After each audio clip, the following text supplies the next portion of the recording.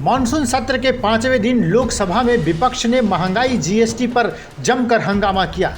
विपक्ष ने सरकार पर प्रमुख मुद्दों पर बहस से दूर भागने का आरोप लगाया है। इससे पहले लोकसभा में द इंडियन अंटार्कटिक बिल 2022 पारित कर दिया गया है।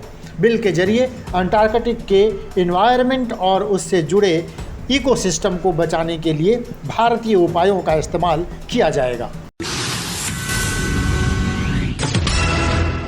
केंद्रीय माध्यमिक शिक्षा बोर्ड सीबीएसई ने 10वीं और 12वीं का रिजल्ट जारी कर दिया है। 12वीं की परीक्षा में 92.71% छात्र पास हुए हैं, वहीं 10वीं में 94% स्टूडेंट पास हुए हैं। बोर्ड की आधिकारिक वेबसाइट result.cbse.nic.in पर नतीजे देखे जा सकते हैं। इसके अलावा results.gov.in पर भी नतीजे जारी हुए हैं, लेकिन ट्रैफिक की वजह से वेबसाइट क्रैश हो गई है। 12वीं में लड़कों के मुकाबले लड़कियों का रिजल्ट 3.29% ज़्यादा रही। वहीं 10वीं के नतीजों में लड़कियां 1.41% से आगे रही हैं। 12वीं में उत्तर प्रदेश की छात्रा को 500 में 500 अंक मिले हैं।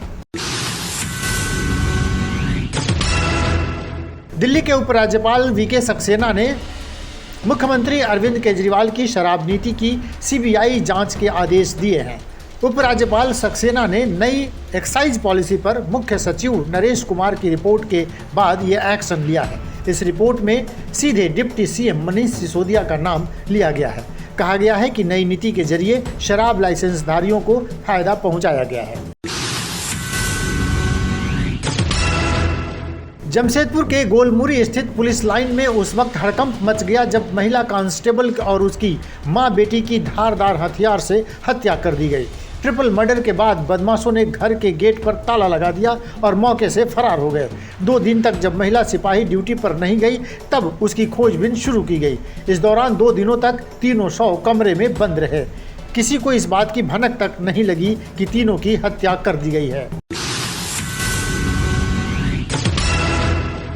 ब्रिटेन में 9% महंगाई बढ़ने के कारण विदेशों में पढ़ने वाले छात्रों के सामने लिविंग क्राइसिस तेजी से बढ़ रही है। ये छात्र किराया नहीं दे पा रहे हैं।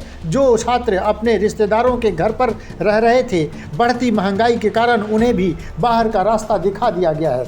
ऐसे में कुछ छात्र सड़क पर सोने को मजबूर हैं। कोई अपने दोस्तों के यहाँ जाकर रह रहा है तो कोई पार्ट टाइम जॉब तलाश कर रहा है। करीब 12% छात्र ऐसे हैं जिनके पास कोई छत नहीं है। यह खुलासा हायर एजुकेशन पॉलिसी इंस्टीट्यूट में पब्लिश हुए national union of student in Scotland के सर्वे में हुआ है। ब्यूरो रिपोर्ट विमर्श न्यूज़।